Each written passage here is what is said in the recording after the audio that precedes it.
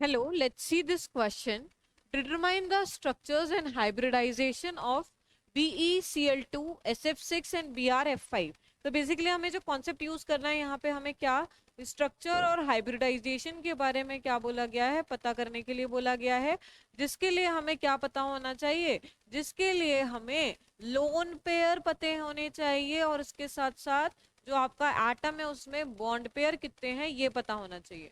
तो lone pair and bond pair की help से आप स्ट्रक्चर के बारे में क्या कर सकते हो, प्रिडिक्ट कर सकते हो कि आपका स्ट्रक्चर क्या होगा।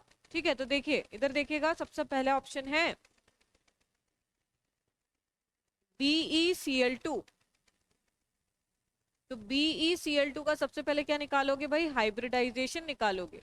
तो हाइब्रिडाइजेशन का फॉर्मूला आप लोगों ने पढ़ रखा होगा।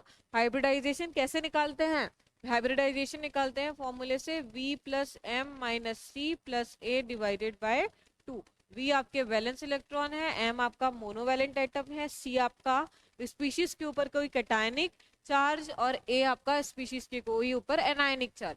तो इसके हेल्प से आप हाइब्रिडाइजेशन निकालते हो। तो BeCl2 का आपका हाइब्रिडाइजेशन क्या हो जाएगा, बेरिलियम की अगर हम बात करें तो वैलेंस इलेक्ट्रॉन कितने हो गए आपका, होता है कितना एटॉमिक नंबर होता है, हाइड्रोजन हीलियम लिथियम बेरिलियम 4। तो वैलेंस इलेक्ट्रॉन कितने हो गए आपके 2 हो गए।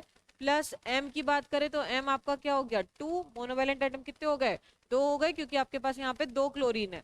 क्लोरीन मोनोवैलेंट है बिकॉज ये एक ही बॉन्ड बनाता है, कैटायन कोई है नहीं, एनायन कोई है नहीं, डिवाइडेड बाय 2। तो यहाँ पे आपका क्या हो गया 2 प्लस 2 मतलब 4 डिवाइडेड बाय 2।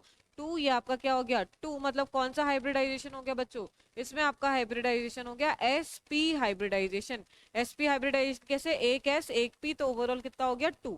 तो sp हाइब्रिडाइजेशन हो गया, तो इसका जो आपका हाइब्रिडाइजेशन आ गया वो sp आ गया। और स्ट्रक्चर की अगर आप बात करो sp हाइब्रिडाइजेशन मतलब ये आपका हो गया BeCl2, मतलब इसका जो आपका शेप आ गया या फिर हम बोल सकते हैं स्ट्रक्चर आ गया वो आपका क्या आ गया, वो आपका आ गया लीनियर। तो इसका जो स्ट्रक्चर आ गया वो क्या आ गया, लीनियर आ गया।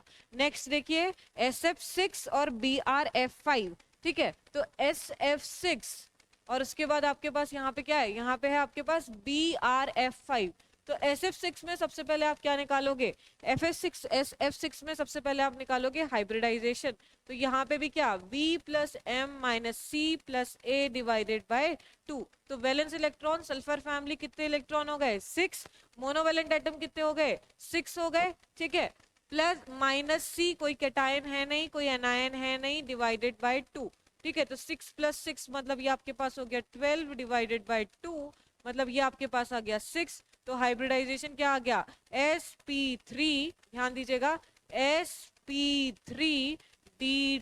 sp3d2 मतलब देखिए क्या हो गया 3 तो 5 और एक आपके पास क्या हो गया 6। तो ओवरऑल आपको 6 लाना है, तो 1 प्लस 3 प्लस 2। तो इसका जो हाइब्रिडाइजेशन आ गया वो आपका क्या आ गया sp3d2 आ गया। और इसका ज्योमेट्री और शेप की अगर आप बात करो तो ज्योमेट्री और शेप क्या हो जाएगा, अगर sp3d2 हाइब्रिडाइजेशन आ गया मतलब यहाँ पे आपके पास इसकी ज्योमेट्री और शेप हो गई क्या, ऑक्टाहाइड्रल। कौन सी शेप हो गई, शेप भी इसकी वही होगी, ज्योमेट्री भी इसकी यही होगी, क्योंकि कोई लोन पेयर नहीं है। तो इसका जो शेप और ज्योमेट्री आ गया वो क्या आ गया, वो आपका आ गया ऑक्टाहाइड्रल। ठीक है, अब बात करते हैं BrF5 की। तो BrF5 में सबसे पहले V plus M minus C plus A divided by 2 कीजिए। वैलेंस इलेक्ट्रॉन कितने हो गए 7, मोनोवैलेंट एटम कितने हो गए 5, कोई कैटायन है नहीं, कोई एनायन है नहीं, डिवाइडेड बाय 2। तो 7 प्लस 5 कितना हो गया 12, 12 डिवाइडेड बाय 2 मतलब यहाँ पे भी क्या आ गया आपके पास ये 6 आ गया। 6 आ गया मतलब इसका भी हाइब्रिडाइजेशन क्या हो गया बच्चों sp3d2।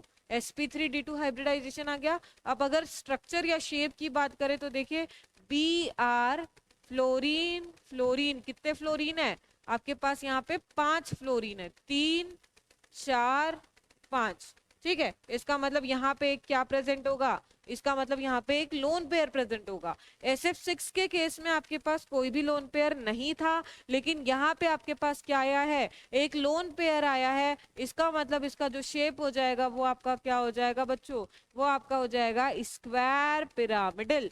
क्या हो जाएगा, स्क्वायर पिरामिडल। तो इसकी जो ज्योमेट्री है वो तो ऑक्टाहाइड्रल रहेगी, लेकिन शेप जो हो जाएगा वो क्या हो जाएगा, स्क्वायर पिरामिडल हो जाएगा, क्योंकि हम शेप में लोन पेयर को काउंट नहीं करते हैं, ज्योमेट्री में हम लोन पेयर को भी काउंट करते हैं। तो इसका जो आंसर हो गया वो हम लोग ने तीनों डिस्कस कर लिए। फर्स्ट केस में आपका आ रहा है लीनियर शेप, इसमें लीनियर आ रहा है, ठीक है, ये आपका लीनियर हो गया।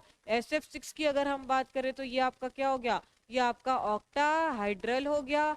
SF6 की अगर हम बात करें तो BRF5 की अगर हम बात करें तो ये आपका क्या हो गया, ये आपका हो गया स्क्वायर पिरामिडल। कौन सा हो गया, स्क्वायर पिरामिडल।